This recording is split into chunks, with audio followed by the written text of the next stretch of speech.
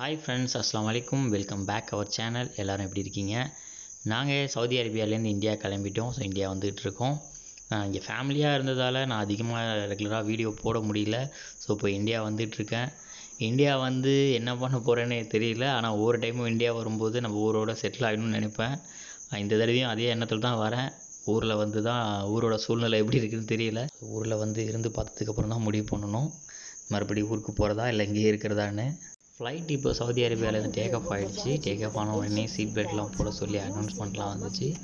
So அதெல்லாம் கேட்ட உடனே ஜன்னல் வழியாக எட்டி பார்த்துட்டு, என்னங்க இது ஜன்னல் வழியாக எட்டி பார்த்தா ஒரே பச்சை பச்சையாக இருக்குது, பாலைவனம் ரவுண்டாக இருக்குதுன்னு சொல்லிட்டு கேட்டாங்க. ஸோ இங்கே இப்படி தான் விவசாயம் பண்ணுவாங்க. ஸோ இப்படி பண்ணால் தான் அவங்களால தண்ணியை சிக்கனமாக வந்து செடிங்களுக்கு இது கொடுக்க முடியும். ஸோ அதனால் இந்த மாதிரி தான் அங்கே விவசாயம் பண்ணுவாங்க. இங்கே வந்து நம்ம ஊர் போல் மோட்ரு போட்டு தண்ணி திறந்து விட மாட்டாங்க. இங்கே வந்து மேலேருந்து மழை பொழிகிற மாதிரி தான் வந்து தண்ணியை செடிங்களுக்கு பாய்ச்சுவாங்க அப்படின்னு சொல்லிட்டு இதெல்லாம் எக்ஸ்பிளைன் பண்ணிகிட்டு இருந்தேன். ஸோ எக்ஸ்பிளைன் பண்ணிகிட்டு இருக்கும்போதே பார்த்தா ஸ்நாக்ஸ் வந்துட்டு இருந்தது. ஸ்நாக்ஸ் வந்து ஏர் ஹோஸ்டஸ் வந்து ஒவ்வொரு இதுக்காக கொடுத்துட்டே வந்துட்டு இருந்தாங்க. ஸோ வேடிக்கை பார்த்தது போதும், வாங்க சாப்பிட்லாம் அப்படின்னு சொன்னேன். பார்த்தா நம்ம ரிஃபா குட்டி வந்து இன்ட்ரெஸ்ட்டாக கார்ட்டூன் பார்த்துக்கிட்டே இருந்தாங்க. பார்த்துட்டே அப்படியே சுகமாக தூங்க ஆரம்பிச்சிட்டாங்க. அவங்கள தட்டி எழுப்பி கார்ட்டூன் பார்த்துட்டே சாப்பிடுன்னு சொன்னேன். அவங்க அதெல்லாம் காதில் வாங்காமல் இன்ட்ரெஸ்ட்டாக தூங்க ஆரம்பிச்சிட்டாங்க. ஒரு வழியாக எப்படியோ தட்டி எழுப்பி ஸ்நாக்ஸ் எடுத்து அவங்க கையில் கொடுத்ததுக்கப்புறம் பொறுமையாக அதை கடிச்சு சாப்பிட்டுக்கிட்டே அப்படியே மூவி பார்த்துட்டே வந்துட்டு இருந்தாங்க.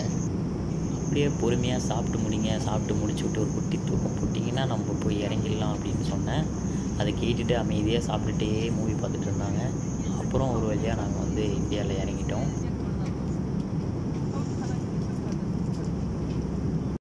நம்ம நல்லபடியாக ஒரு வழியாக சென்னை ஏர்போர்ட்டில் வந்து இறங்கிட்டோம். ஏர்போர்ட்டில் இறங்கி லக்கேஜ்லாம் எடுத்துகிட்டு வெளியே வந்ததுக்கப்புறம் தான் ஒரு ரிலீஃபாக இருந்தது. வெளியே வரும்போதே நம்ம ஃபேமிலியிலலாம் நம்மளை பிக்கப் பண்ணுறதுக்காக வெயிட் பண்ணிகிட்டு இருந்தாங்க. ஸோ அப்படியே வெளியில் வந்துட்டு ஏர்போர்ட்டெல்லாம் அப்படியே சுற்றி பார்த்தோம். நம்ம இந்தியா விட்டு போகும்போது எப்படி இருந்தது, இப்போ எப்படி இருக்குதுன்னு சொல்லிட்டு மேலெலாம் வந்து ஒரு சுற்றி பார்த்துட்டு ஒரு வீடியோ எடுத்துகிட்டு அப்படியே அங்கேருந்து காருக்கு போயாச்சு. ஸோ நம்ம இங்கேருந்து இப்போ கிளம்பணும். இன்னும் 3 hours ட்ராவல் இருக்குது நம்ம ஊருக்கு போகிறதுக்கு. நம்ம வந்து பாண்டிச்சேரி போகணும் இங்கேருந்து. ஸோ அங்கே அப்படியே சுற்றிட்டு கிளம்பிட்டோம்.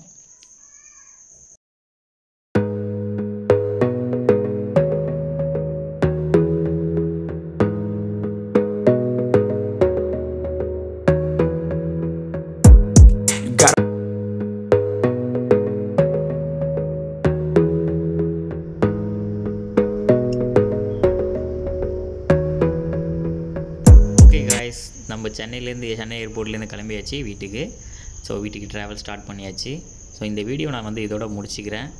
ஸோ இதுக்கப்புறம் வீடியோ வந்து நம்ம இந்தியாவிலேருந்து வீட்டிலேருந்து அப்லோட் பண்ணுறேன். ஸோ நம்ம சேனலை சப்ஸ்கிரைப் பண்ணாதவங்க சப்ஸ்கிரைப் பண்ணிக்கோங்க. கூடவே இருக்கக்கூடிய பெல் ஐக்கனையும் ப்ரெஸ் பண்ணிக்கோங்க. அப்போ தான் நான் போடக்கூடிய வீடியோக்கள் உடனே உங்களுக்கு வரும்.